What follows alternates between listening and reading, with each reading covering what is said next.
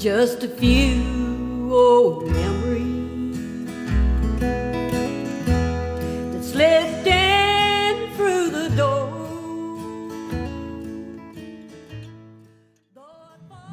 Hello, all. Thank you for joining us today for this Art in the Library's virtual program. I'm Sally Brown, Exhibits Coordinator for WVU Libraries. As a reminder, this session is being recorded and will be documented on the library's website for public viewing.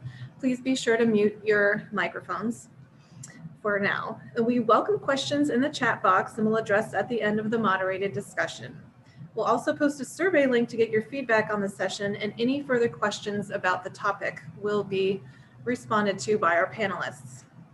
I am honored to present this program in celebration of Women's History Month. I'm happy to turn this over to Lori Hostetler, Assistant Director of the West Virginia and Regional History Center. Welcome, Lori. Again, I'm just so thrilled to be talking to you all today. I'm almost overwhelmed by the attendance, and it's really exciting and is just, I don't know, the momentum for this project is incredible. So thank you all for coming. I wanted to say that I am Lori Hostetler. I'm the Assistant Director of the West Virginia and Regional History Center. Just a little bit about myself. My background is in education, history, library science. I'm a native West Virginian from Clarksburg, and I've worked at WVU Libraries for 18 years. 14 of those years have been at the West Virginia and Regional History Center.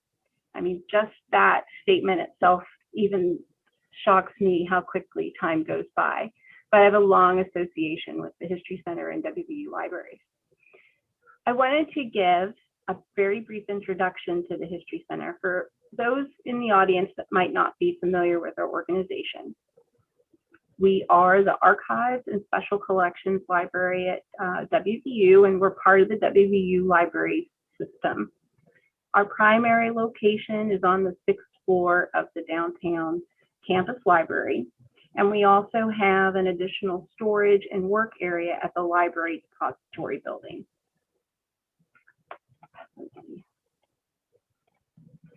So our mission at the center is to acquire, preserve, and provide access to materials that reflect the history and culture of West Virginia and the Central Appalachian region.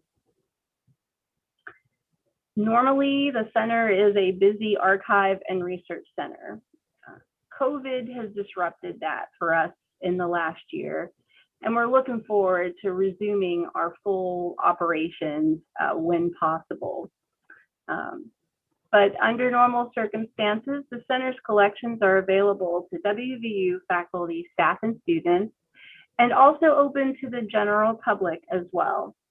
People, including genealogists, professional and amateur historians, and other scholars from across the state, the country, and the world connect with us to use the center's collections that run the gamut of topics relating to West Virginia and Appalachia. So to describe just a little bit of what happens at the History Center, our staff acquire materials, work with donors, curate collections, assist researchers, teach classes, create exhibits.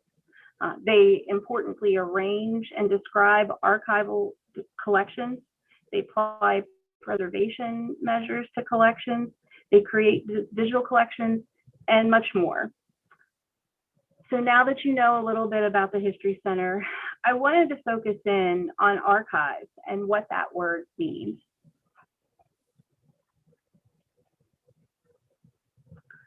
I've used a lot of terminology so far. I acknowledge. I've said archive, archives, collections, materials, records. These terms are sometimes used interchangeably, and I'm not going to get into the weeds today regarding all of their specific connotations. My purpose, I feel, today is more introductory. You see on the screen the Society of American Archivists. That's one of our major professional organizations for archives. Their definition is that archives refer to the permanently valuable records of people, businesses, and government. The records are kept because they have continuing value to the creator and to other potential users. They are the documentary evidence of past events. They are the facts that we use to interpret and understand history. So some examples of these kinds of records are letters, reports, journals, minute books, draft and final manuscripts, photographs. And I think both Carol and Judith will touch on more examples in their presentation.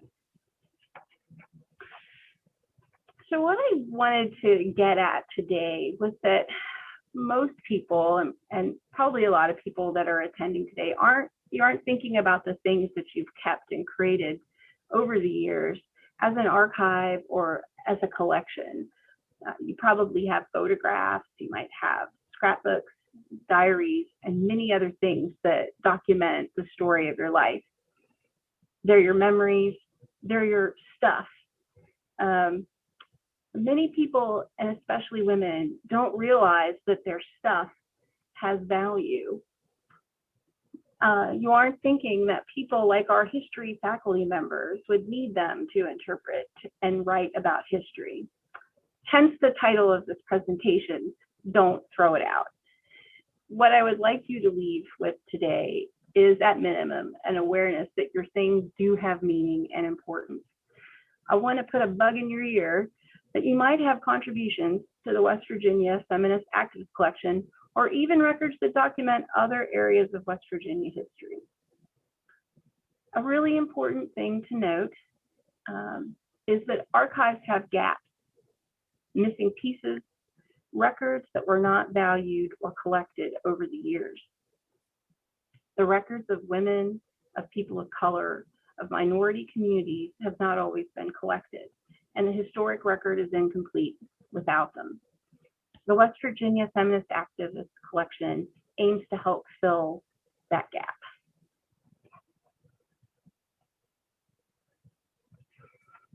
So about the Feminist Activist Collection. This is an initiative to document the women and men and organizations who have sought to improve the lives of women in West Virginia from a feminist perspective. It's a dedicated effort to collect the records, the stuff that I was just talking about, that documents the history of activism in the state. The project also includes an oral history project because we want to capture the voices and stories of feminist activists. The collection also builds on collections that are already held at the West Virginia and Regional History Center, like the papers of both Judith and Carol. This project began with a group of women in the community in Charleston and grew with the support of faculty in WVU's History Department, LGBTQ Center, and Center for Women and Gender Studies. In addition to collecting, a major goal for the collection is for the materials to be integrated into teaching at WVU and beyond. A special emphasis of the project is to make sure that we are collecting from a diverse group of feminist activists. The collection will ultimately magnify the voices of women of color, members of the LGBTQ community, and people from all walks of life. Feminist activism through advocacy, protest, teaching, and creating, and lots of other ways, has addressed a broad array of important issues in the state and beyond. This includes issues of economic and social justice, also health-related concerns, and professional development through art and creative pursuits, education, and religious leadership. At the end of the program, we will display a link to a website for the collection that has more information about the project and how you can donate materials or make a financial contribution to support the effort. It will also have my contact information. If you're interested in donating materials or think that you might have something, or think that you might just have something to contribute, please know that our archivists will talk to you about the process. Collections materials can be donated over time. They can be mailed, they can be dropped off, or we can do safe pickups at your home. We will work with you on your contributions. I encourage you to reach out to me if you're interested in the project or if you have any questions at all. So now I would like to introduce my friends and colleagues who will continue our discussion. And we saw this picture if you were here early in the slideshow, and this is just a really great image, so I wanted to share it again. You can see both Judith and Carol pictured here. It's been used in the publicity for the event. Judith stands at the left and Carol is beside her. This is in 1981 at Radcliffe College as part of the Morgantown Women in the Community team. It's a special image that came from Carol Wilkinson's collection. So first, let me give you a little history about Judith. She will be speaking first. Judith Stitzel is an Emerita Professor of Women's Studies and English and the founding director of what is now the Center for Women's and Gender Studies, which had its beginning as a half-time program in 1980 as part of the educational revolution in teaching, curriculum, and research, which continues to enrich West Virginia University and other institutions today. The West Virginia Feminist Activist Collection is being created within the West Virginia Regional History Center, which, with the current Center for Women's and Gender Studies, the LGBTQ Center, and the Department of History, continues this revolution. Following Judith will be Carol Wetzel Wilkinson. Carol is a university librarian emerita who retired from West Virginia University in 2019. Over her 40-year career, she held several positions of leadership within the WVU library. For several decades, she served as the library's liaison to the WVU Center for Women's and Gender Studies, a role that included collection development, committee service, and classroom instruction. In 2020, she became involved with the West Virginia Regional History Center's Feminist Activist Collection Project as a supporter and advisor, and hopes to continue with this in the future. I'm gonna stop sharing and I'm gonna turn it over to Judith.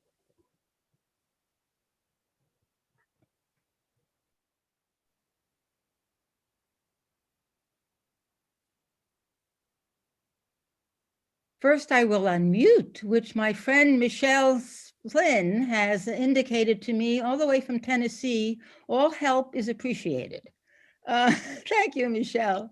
I can't tell you the thrill of all these rectangles. This is a wonderful, wonderful, wonderful opportunity for me. So many faces, so many minds, so many hearts.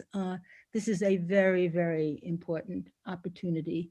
So many people interested in the past and so many people interested in the future. That's really one of the things that archives let us do. It's kind of a paradox. It allows us to think about our futures in the light of what we preserve from the past. This particular archive is within the West Virginia and Regional History Center, and it is part of WVU's overall commitment to tell the stories of social justice movements within West Virginia and throughout the state. So I want to begin with a statement that came to me actually from a friend and a former student, a nationally known gay rights activist, Hank Trout, a native-born West Virginia. It's a brief statement that he shared with me, and it's from the president of the San Francisco AIDS Foundation. It's short, it's important. It's always important to tell your story. Otherwise, someone else will tell it for you.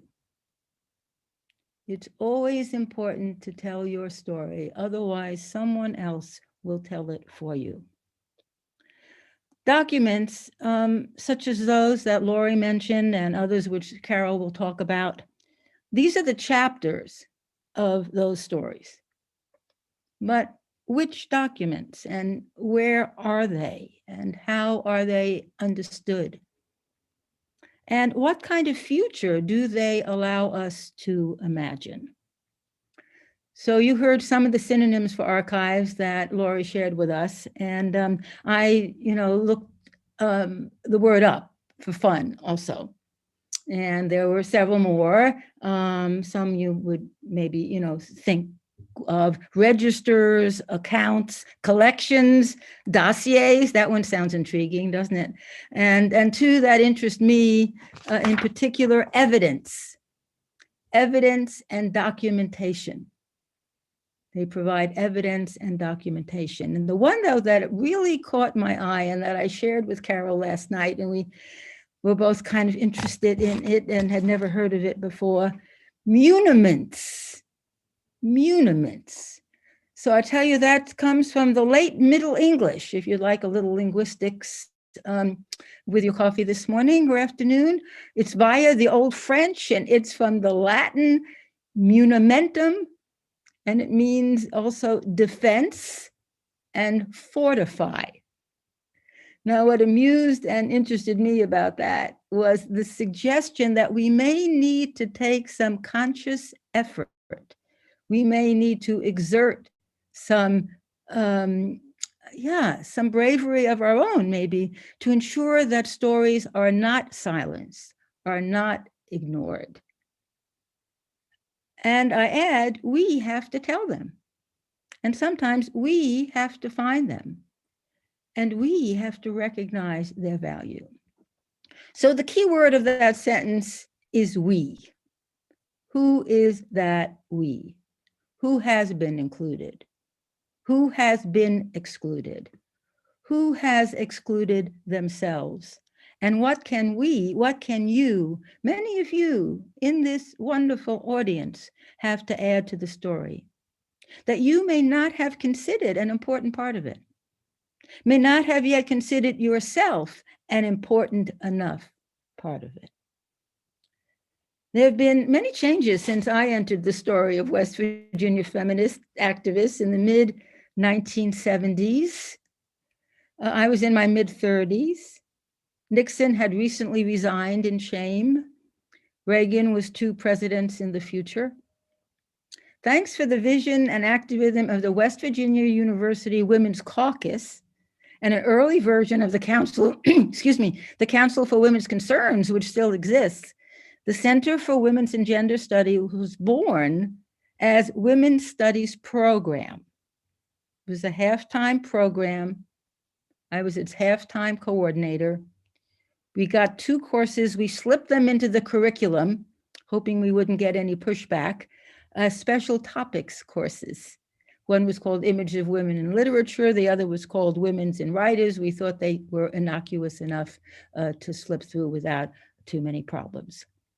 For a while, this program was advertised by a 3-fold brochure. It was orange, it was mimeographed, it was folded with our 7 first courses. It's a long time ago. The dean who appointed me at that point, he assured me, he was actually hoping this was the case, that the Women's Studies program would no longer be needed in 10 years, that we will have finished our work in that time. And but he was happy to sort of indulge us for the next 10 years to see what we could do. So it's now 2021. It's a long time ago. We've now celebrated over 40 years and have a nationally respected center that offers majors and minors and all sorts of graduate opportunities for research and service. And we work in conjunction with the LGBTQ Center and the Women's Resource Center and other formal and informal programs to support social justice in West Virginia through an archive at West Virginia University. Beyond our walls, we can see some wonderful things happening. African-American, Asian-American woman is our vice president. And there are more women in key governmental positions than we had a reason to think would be the case if things had not happened as they have. But here's where I'm going to kind of pause and maybe change tone and offer a warning and a hope and a reminder of the crucial importance of keeping our records and making our voices heard in the present so that we can make sure that the past that comes will be a future that we can also all live with. The past that we'll look toward will be a future that we can live with. We need to see the archives, I think, as a place to continue to document the violence, the disparities, the injustices that we've seen again just last week, the terrible violence in Georgia. We need to continue to keep this record alive and add to it from our own lives and those we know. Every week, violence affects women, cis women, trans women worldwide. And on the hope side is that what women have to offer, the perspectives that we bring, the nonviolent ways we seem to have figured out to solve problems that are solved by war and devastation. We need these things to be documented in this present time and in information we have from our pasts. It's very, very important, I think, to be alert to the possibilities of backlash and to our own backsliding in this particular time in history, when it's looking so much better. There's a lot still to be vigilant about. Paula Martinelli, many of you know, I think she's Director of Development at WVU. She reminded me during one of our discussions of the archive, she said, you know, it's so exhausting to keep the glass half full. And I thought, yeah, it is. But I remember she said it not really with that dejected tone that I just used. It was really more with like energy, like it's worth it. That's our work. That's the work that I think archives also allow. So I'm going to use the rest of my time to tell you a little bit about some of the other women with whom, without whom this work would not be done. These are not perfunctory thank yous. They're rather evidence of the talents and the energies needed to get this crucial work done. First, though we miss her earthly presence deeply, we remain grateful to Lillian Moore for her groundbreaking work for the 100th anniversary celebration of women's admission to WVU. It was Christine Wise Dougherty, who some of you know, was the creator of Women in Employment, one of the first opportunities in southern part of the state in Washington, in Charleston, one of the first advocacy groups for women in non-traditional fields. And she had the original idea for this archive. And she wouldn't let it go. That was the wonderful thing, or is the wonderful thing about Chris. She just doesn't let things go. And she insisted that I find an appropriate way within WVU to make it happen. And let me tell you, I try to avoid that insistence. I had a feeling this would be beyond, I know it's beyond my own abilities, but she kept pushing. And with the expertise and support, and after several trips to Charleston with Lori before the epidemic, and now the many phone calls since, we've reached the stage of this panel. Now, Lori, I met a long time ago when I was near retirement, and she helped me make my first donation of papers in, I think, around 1998. I have learned so much from Lori. Her deep love of West Virginia, her knowledge of its wonders and its woes, and that's it. We need both. Her energy and imagination in getting the project off the ground, we would not, literally, you would not be here today with me, and I would not be here. Then there's my dear friend, Susan Kelly and Carol Wilkinson. Carol, you'll meet very soon. Carol and I have been working together on feminist projects, I think, since we were 12. I mean, it sort of feels like that. I mean, we just, you know, we've learned to play off each other and enjoy each other's approaches. It's just wonderful. I love that. And you saw us looking, I thought, absolutely beautiful as well as young in that early photo. Maybe they'll play that one again, but we've been doing this stuff for a while. And I'm looking forward to many more years of it. Susan Kelly, who I see also here, Susan still allows me to think of her as my student, which she indeed was. But she has taught me and the rest of us in the group, she continues to teach us to be brave, to think big. She's the one who created the infrastructure that is what we based our grants on, that we now have being considered by various organizations. We have our fingers crossed. She's delighted, as we all are, to be working with Jen Thornton and Jesse Wilkerson of the History Department, each of whom has given the rest of us the benefit of their special talents, their published works, their scholarship, their skill, their very stimulating perspectives.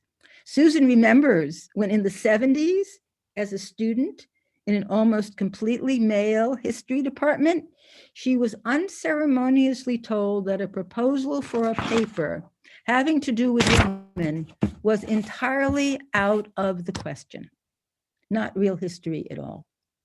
Susan, I apologize. I have known the topic of that paper. I don't remember whether it was coal miners or, but I do remember is that you had to choose another topic. The history department has changed. The world needs to change even more. Much, much more. And from my perspective, that's one of the main reasons this archive is so important. Now, some of you may know the expression, if you're telling somebody something they either don't want to hear or they think maybe you're not being completely truthful, they might say, oh, don't give me that story. But for this archive, we want all of your stories. We want our stories as feminist activists, the bits and the pieces that go into making it, that you may in fact already have in your hearts, in your minds, on your shelves, and that Carol will be inviting you to think more about. It's a thrill to be here. I don't know how many of you got to see the pre-discussion of the slides that went through and the wonderful music, the wonderful West Virginia music. I cried. I didn't expect to cry, but I did. This is an amazing, amazing moment for us here at this wonderful school in West Virginia University. I bragged before that I think I have the person from the furthest away who has come to listen. One of my friends from Prague, I believe, is in one of these rectangles. I feel proud to be a West Virginian by choice, to be with all of you from wherever you are, and to answer any questions I can answer in the latter part of this wonderful event. So Carol, it's all yours.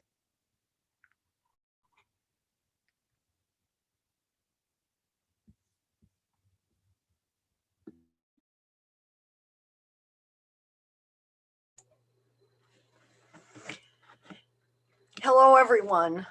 I too am thrilled and excited to be here with all of you for this program today, highlighting a very special aspect of Women's History Month, and that is the archives of women and their activism.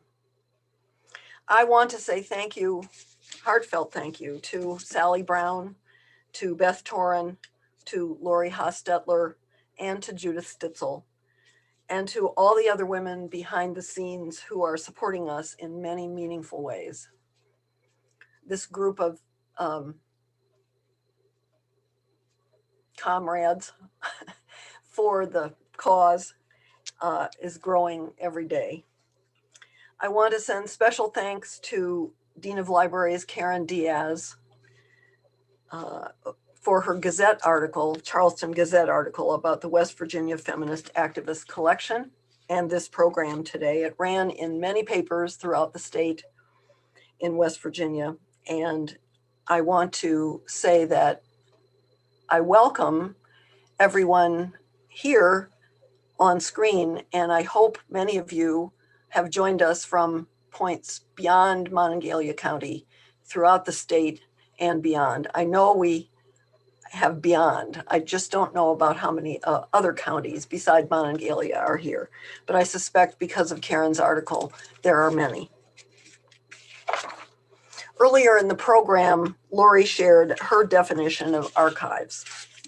I really want to build on that now by commenting about the gallery of examples of archives that you saw scrolling as we waited for the program to begin. Let me just repeat what genres of archives were shown.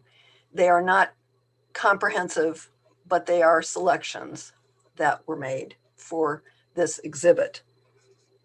You can go back to the gallery after this program and click on each one and see the details and read for yourselves what the material is there and what lessons are taught. I hope you will. The items you saw scrolling by were from the collections of Judith Stitzel, Carrie Couturius, Ancella Bickley, Lisa Deal, West Virginia Free, Barbara Fleischauer, and me, Carol Wilkinson. It was such a colorful spectrum of documents and realia. Realia is library jargon. It means physical stuff. And you can think of it as physical objects if you'd rather, and if that would make you happier. Images included a black and white photo, handwritten meeting notes, several newsletters, a magazine for trade women, a source book published after a major campus conference, a formal letter of thanks from the president of WVU to a conference co-chair, a research report on the status of women in West Virginia, a Charleston Gazette newspaper clipping about a women's march in 2004 on Washington, a mini poster from Women in Employment in Charleston, buttons, pins, and a rainbow bracelet celebrating LGBTQ and feminist causes, a color photograph, a newspaper clipping in the Charleston Daily Mail about Memphis, Tennessee garrison of Huntington, and finally, bumper stickers for feminist causes preserved on filing cabinets. There might be several of those items, I think first of photographs, clippings, and posters that may be in your house, in your home right now. And it might be a poster that captured your attention and drew you to a meeting that you weren't otherwise going to go to. It might be a clipping that you're now using as a bookmark. It might be a flyer that you posted on your fridge. I mentioned the fridge issue because I just took something down from my fridge, and here it is. This is a 2017 flyer from the Center for Women and Gender Studies. It called for people to come to the March on Washington in January of 2017, and I did it, and I think it's been on my fridge all this time because I'm proud of it. But I've realized that no one else is seeing it but me, and I'd like it to be in the collection that I've already given. Right, I'm hyped. So that others can see it too. And I want to mention another genre of artifact that may be around your house, and that is postcards. This is a postcard from a dear friend of mine who was mentioned earlier in the presentation, Lillian Waugh. Lillian sent this to me, and the face of the postcard is the title page of Wollenstone Craft's Vindication of the Rights of Women. And then there's a personal message on the back. I think postcards are wonderful archives because they have illustrations and they also have messages and they also have dates. So we can have a snapshot of time through them. So don't forget postcards that you may have.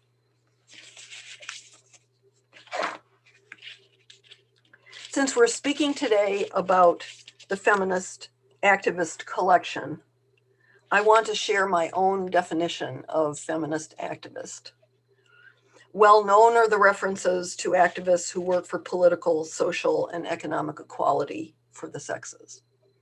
Often that work involves campaigning to bring about political or social change by being a reformer, a demonstrator, a champion, a promoter, or an advocate, or all of those roles at different times in our lives.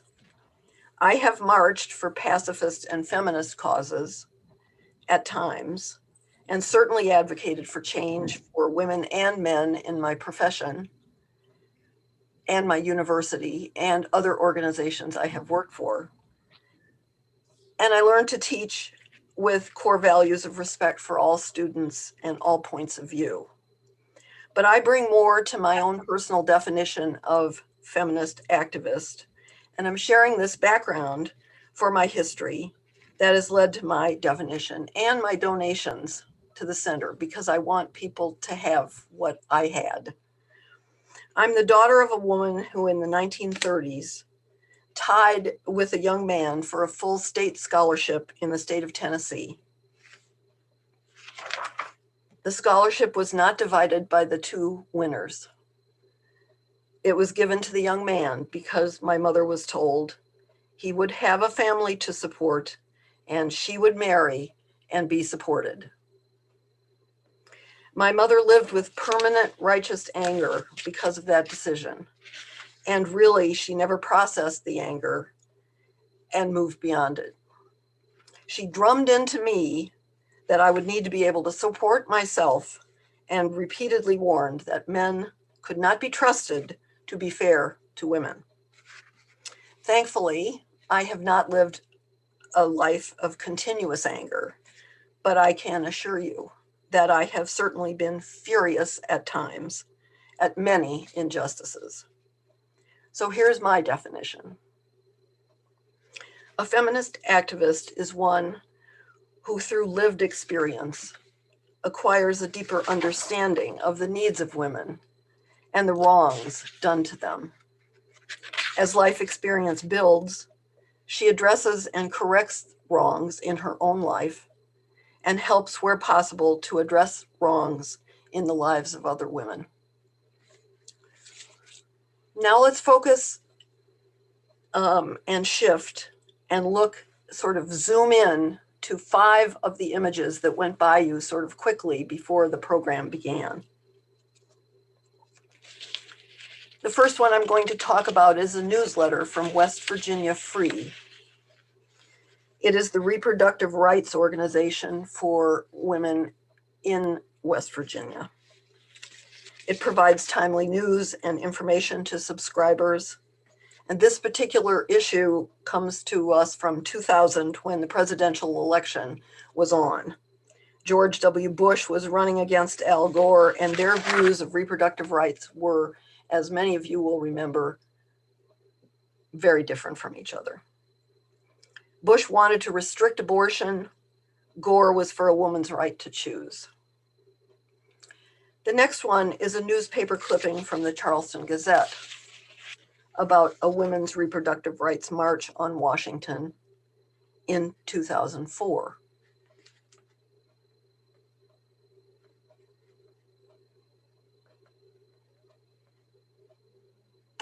I'm just pausing for the image to appear.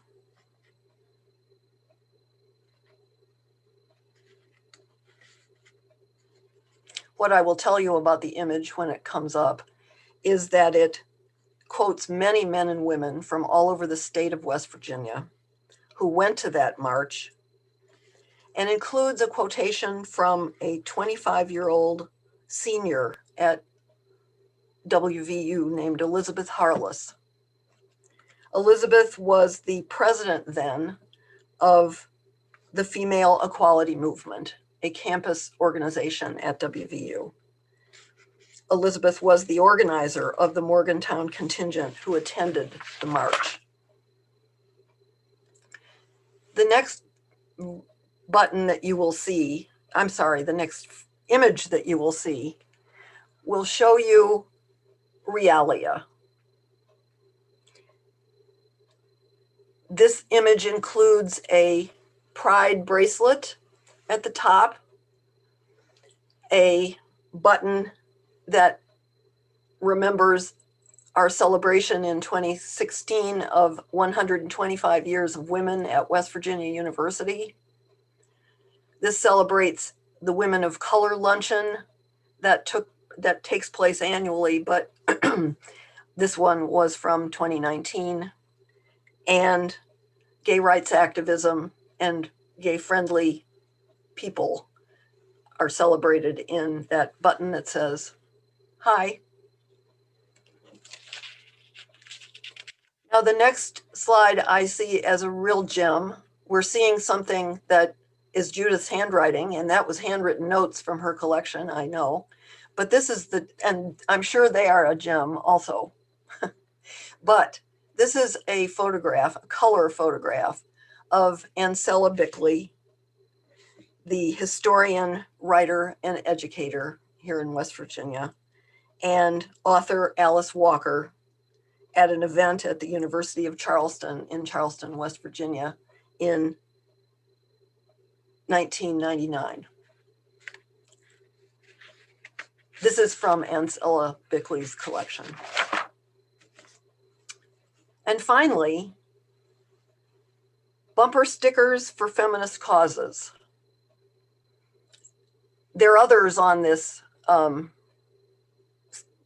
amazing collection. I'm going to just focus on ERA Yes, without a date. Mondale Ferraro presidential ticket in 1984. I had to look that up, what year that was. Vote choice, support the National Women's Political Caucus. I'm voting for choice in 92. Just some wonderful realia. Now, with my remaining time, I want to close with the questions that came to my mind as I was thinking about giving my collection to WVU Libraries and the West Virginia and Regional History Center and the Feminist Archive. I was thinking about donating accumulation of documents and evidential records. Perhaps, though, some of these questions that I'm going to share will get you thinking about what you have. And if not, let me point something out, and that is that every single one of you have memories. And that means that you may be an excellent candidate to give us an oral history interview soon through the project. Then that recording could be a gift that you give the developing archive, and we would have it for other people to listen to and to learn from. Please do let us know if you have that particular interest. So here's what I asked myself when I was thinking about giving. What do I remember that I did over my long working and personal life? What stories can I tell about challenges that I met at work and in my personal life? What was I a part of in the community as a volunteer? What changes in libraries, organizational life, and personal life did I long to see? What did I initiate? What did I keep about my work that I can share now so that others can possibly learn from it? Thank you so much for being here. It is a thrill to see you all. And I want to say it's time to open things up for your questions.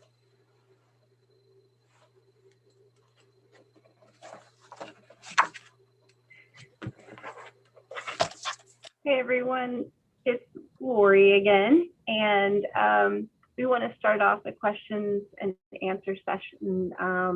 If you have a question and you want to unmute and ask it, raise your hand. If you want to put a question in the chat, then I will read that and we'll answer it. We wanted to let everyone know that if for any reason we aren't able to answer your question during the Q&A session, we are tracking all the questions and we will be back in touch with answers in a week or two. So let us know what you're thinking.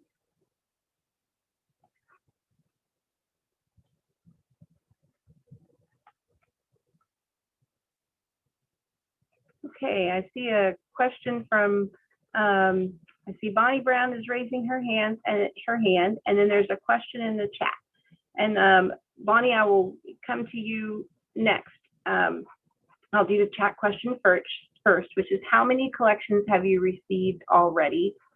And I think I can address that one for the group. So this collection combines, pulls together collections that we already have, plus new ones coming in. And so we've had 5 new collections come in over the last couple of years. That includes Christine Doherty's papers, Barbara Fleschauer's papers, Lisa Deal's papers, WC3, and Carrie Couturier. I hope I'm not missing anyone else there. And then that builds on other collections that we already have, such as Judith's papers, Carol's papers, records of the Center for Women's Studies, and other materials that are already here that represent feminist history in the state. So we have 5 new ones, and we have lots of, feelers out there, and I can anticipate already several more that are waiting in the wings. So that number is going to increase quickly, but that's where we are. Thank you, Deb, for that question. Bonnie, did you want to unmute and ask the question?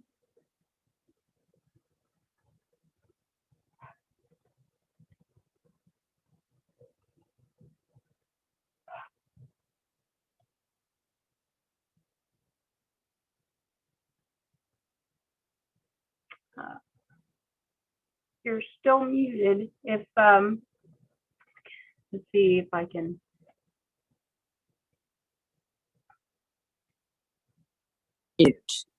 Okay. Okay. Lori, you and I have been in contact about my collection, and the more, it's just overwhelming. I have so much stuff, and I asked you about, I guess I separate what I'm giving and what I need back, right? In other words, I have so many scrapbooks that I will, you would make copies of whatever you need, right? Sorry, I was muted.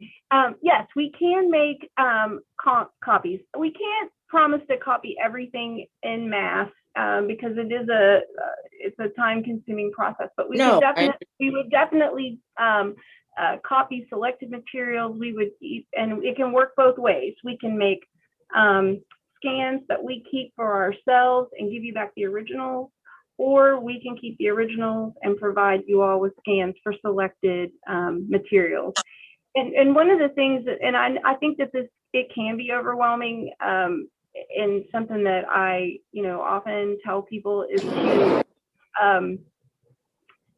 don't let it overwhelm you. Don't, if it's a barrier for to donate materials, just donate them to us. And you're still around, we can ask you questions. I mean, we love it if you can write descriptions and help us understand what the collections are. But if it becomes too overwhelming, then it's better to get the materials than to, because that often happens. People want to organize things, but it gets pushed aside, and it's not always a fun task. Sometimes it is. Sometimes it's fun to look through your things. But I just caution people to let that be a barrier. Well, one other quick question. Photographs that I maybe only have hard copies of. Is it possible to take a digital photograph and send it?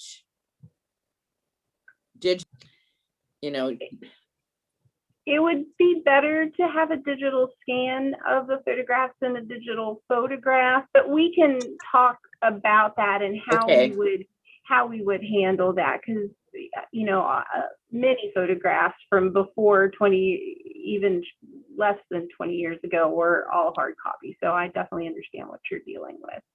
All right. Thank you. Okay. Thanks, Bonnie. Now, I want to, Brucella Jordan, your hand has been up for a while. I wanted to see if you had a question or if your hand is just up.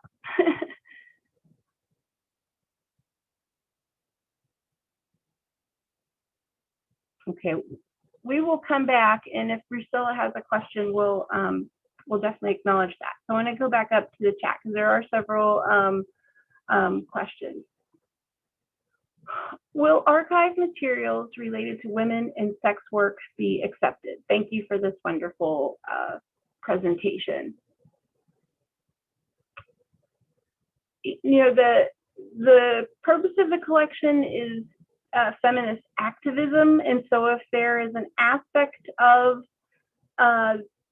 sex workers that is somehow advancing things, we would not turn those away at all. I would say yes, we would accept those. Right? I don't know if Carol or if Judith, you have any particular thoughts, but my gut instinct is they would likely be candidates as well.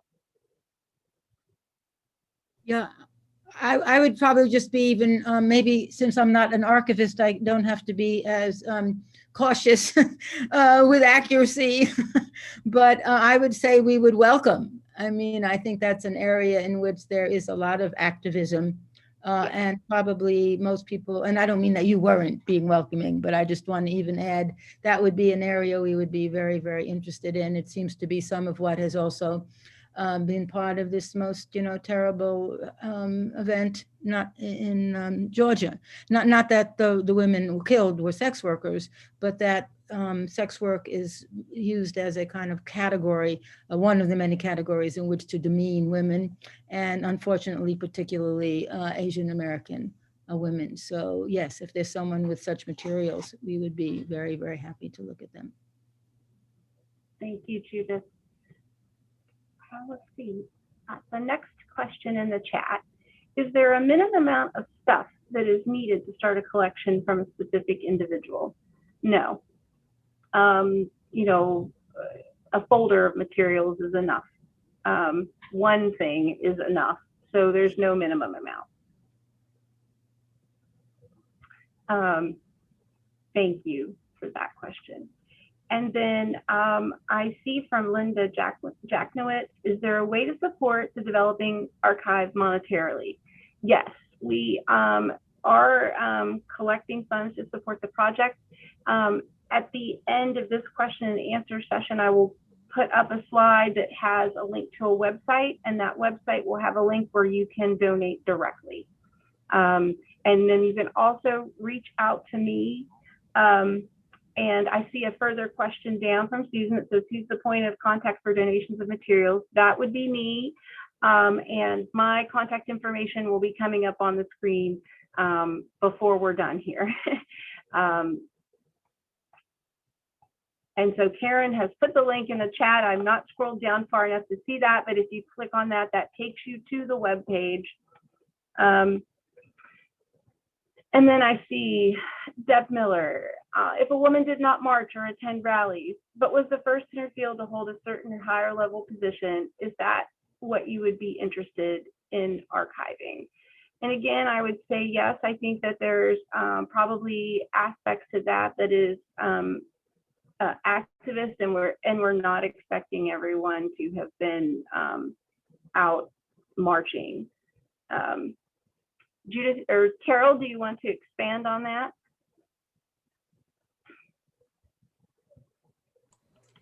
Yes, that was what I was trying to get across.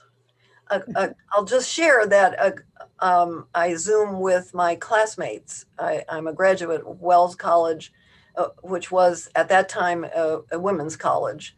and we were the centennial class, and we are very proud of our historic college, which is still alive and now coeducational. But I told people on one of our Zooms about this project, and a woman spoke up and said, well, I've never marched, but then she listed the first administrator in the Boston school system and some specialization, and then she listed something else. And it was interesting that for her, the only thing that was an activist was a person who was out on the street. And my definition tries to suggest that you might have been out on the street once in your life or never, but you can still be an activist in your work and in your life. So yes, we would be very interested in that collection that Deb has spoken of. Thank you.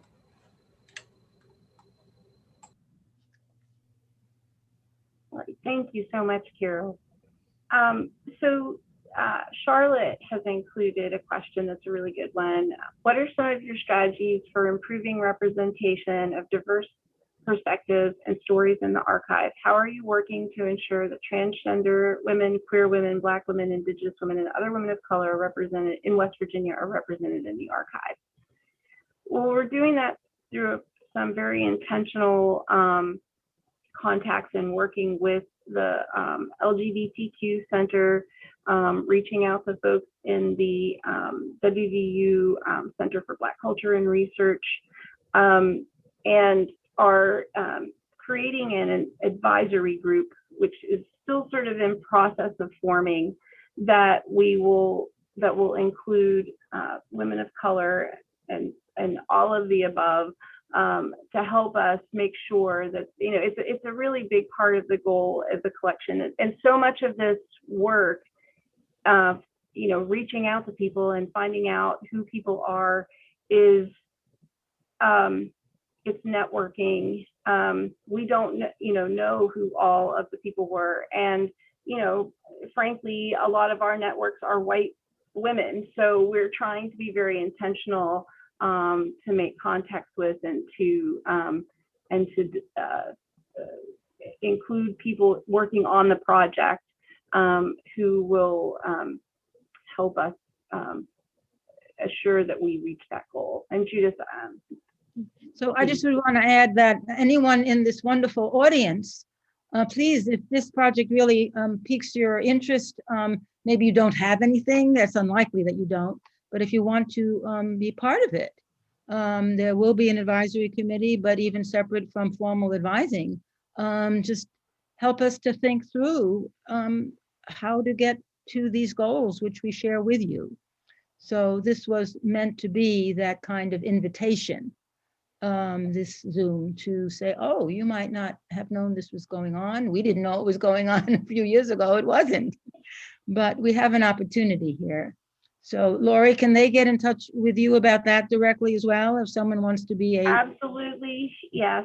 And I guess I just can't affirm enough. If anybody has any questions, any interest, any way that you want to participate, my email and phone is in the chat now, and you'll see it later, and the contact information will go out with the follow-up materials with about this presentation. So, I encourage you to get in touch with me, and really just look forward to all the input and assistance that we can get from people who are interested in the project and who want to for your safety and the safety of others. I'm going to mute for just a moment. Policy. Mask. So can I say something, Lori? Is it? Yeah. So I just want to let everybody know who's listening that to have had the kind of support that this project has had from the Dean of the Libraries. I know that Carol Wilkinson warmly thanked Karen Diaz. But if you're not part of an academic institution, which I'm assuming many of you are not, it might not seem unusual or something to be really stressed, that to have the kind of high level interest intellectual, emotional, moral, might I say, interest that we have in this project from the dean of our libraries is unique. And it could be rewarded, is a funny way of saying it, but by it bringing in people who might not usually be involved in a project with the libraries, or not know what the West Virginia and Regional History Collection is, or be maybe a little afraid of coming up to the 6th floor. They're very august doors that you have to walk through, but they let you in and they smile. And it's a wonderful way to get to know our libraries and to thank the administrative support and repay it by increased interest. So I also want to thank Karen and let everybody here know what a unique opportunity is available to us here in West Virginia that you could not automatically assume that you would get. Thank you, Judith. And I just would like to say that I'm happy to speak with anybody who has questions about the library system or how we're making all of this work. Yes, don't be afraid to reach out to me either, and I'll be happy to put my contact information in the chat as well. We're very happy to have Lori and Carol and Judith here today doing this. This is very exciting. Lori, I think Yes. Brucella Jordan is back, and she had a question early on in this session. Okay. I'm trying to share my screen with my contact information. Brucella, go ahead with your question. Can you hear me? Yes, we can hear you. Okay. Actually, I think I touched that icon unintentionally when I was logging in. But I did have a couple of questions as you talked, but you've answered them actually in the course of the conversation. I was wondering what means you were using to contact people and get the information that you were looking for. And then I was also thinking about what possibilities. I know you're concerned about collecting now, but are you able to look into the future and think about ways that you might make the public aware of the things that you have collected? And those are my questions. And I just want to say, though, also that I think it's a wonderful program. I'm sure there are a lot of artifacts out there that will tell good stories and need to be collected. All right. Thank you, Brucella. It's wonderful to see you. We were emailing this week, and I worked with Brucella 20 years ago at her museum in Ansted, West Virginia. It's been such a pleasure to reconnect. But to answer your question about the future, I didn't bring this up in my section of the talk, and Judith briefly touched on it, but we have applied for a couple of grants to help support the project too, in addition to personal contributions, which we're also accepting. But part of what we would like to do are some public programs that are going to bring it, where we'll feature scholars who will talk about women's history and women's stories at various places around the state. So and we're hoping we're going to partner with local organizations to put these on. And those will hopefully be an opportunity for us to meet new people in these areas sort of outside of Morgantown. And so beyond that public programming, which we hope is both educational, but also an outreach effort for the project. I mean, I've really felt strongly since I have been working at the center about the value of the center's collections when it comes to teaching and research. I mean, the research is what I've always traditionally thought about our archives. People come, we pull the collections for them, they use them, they take notes, they write a paper or a book, and it gets published, and that's, pre-traditional.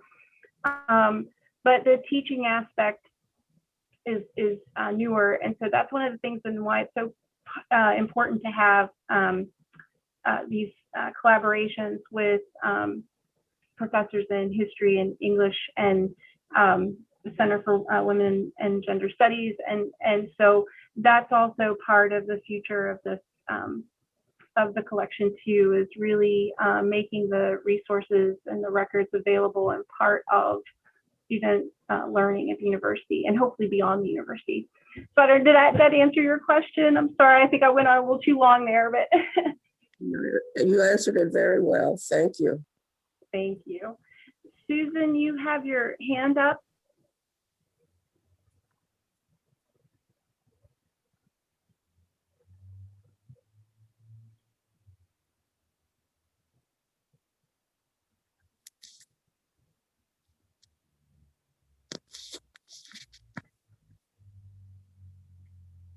Can you hear me?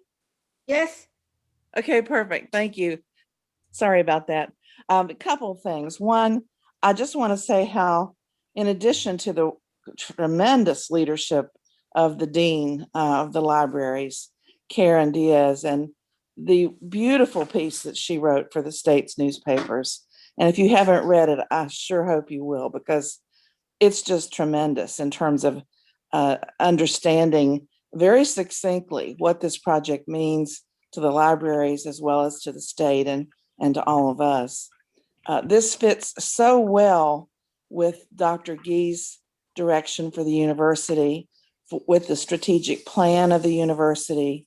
It's as if everything is aligning, and that just means a great deal in terms of what's possible within the university and with its service to the state, but also just in terms of seeing how far things have advanced over the past few decades. So that's wonderful. And it also makes a great statement to potential funders to see how all of this fits together. So I wanted to emphasize how grateful I am from the top down at the university, from Dr. Gee to the dean and to others. And among those others, I wanted to mention people that were mentioned earlier briefly, and that is our history faculty. If you have not had a chance to get to know a bit about the newer faculty who have been hired and their tremendous scholarship about working people and working women and about women in the Southeast, please get a chance to take a look at their work, because it is extremely impressive. And I am just thrilled to see how far the history department has come since the days when, bless her heart, we miss her so much, Lillian Waugh was getting started as a graduate student back in the 70s. So this project really gives us a chance to see the growth over time of the university, the growth of scholarship there, and the tremendous value that is being added by these latest scholars who've been hired. And I, of course, see it particularly from history because I was a history major at WVU. So I wanted to mention those two things. And then lastly, I wanted to mention how easy it is to make a gift, and it doesn't matter whether it's a small gift or a large gift. And for many of us, it'll be smaller gifts, but those gifts add up. So don't hesitate, even if you don't have other materials to donate. And even if you do, to click on the button that enables you to make a donation to this project. That is important, not only in terms of the actual dollars and how they'll be used. As Lori mentioned, it's time intensive to convert these materials, for example, to digital images. It takes a lot of time for that to be done, and that costs money. But it also is a great demonstration to those who do have the big bucks, like the foundations that were mentioned, that there is grassroots support for this effort. So be a grassroots, please. Click on the button. If you're getting a tax refund this year, or if you just got your other money that from the stimulus, consider giving a piece of that, even a small piece. Every piece counts to this project. And it's been a pleasure to see this thing get off the ground. And then one last comment, and that is how much we owe to Chris Weiss Dougherty, excuse me, and her tremendous advocacy with Judith Stitzel to get this off the ground. So Chris, as always, I've known you since the 70s. You're making things happen in West Virginia for women, and we appreciate it. So I will stop at that but just wanted to say all of those things. And thank you for indulging me to do that. Susan, that was wonderful, and thank you for your participation in this project too. You've been you've had a huge impact on it. And thank you for pointing out about being able to donate. The web address that's on the screen, you can go there, and there is a link, and it was also just shared in the chat. I wanted to mention that there were 2 questions in the chat that we weren't able to get to, but we will make sure to respond to those. So thank you very much, and we apologize. I love that we've had such an active question and answer session. And so I'm going to hand it over to Sally Brown to just give some final messages. And thank you so much. Thank you to Carol and Judith, Karen, everyone, all the people who have been named have just, it's been such just a wonderful project to be a part of, and I can't wait to see where it goes. Thank you. Yes, thank you all. And just really quickly, please do fill out the survey and ask any questions. We also have the chat recorded, and our panelists are going to be happy to respond to you, and Lori as well, and Karen with any questions. And our next program is April 8th around the ERA, the past, present, and future. So I encourage you to attend that, and I will share a link with that in an email, as well as the recording of this session that you can share out with anyone that you know. Thanks again, and have a wonderful day.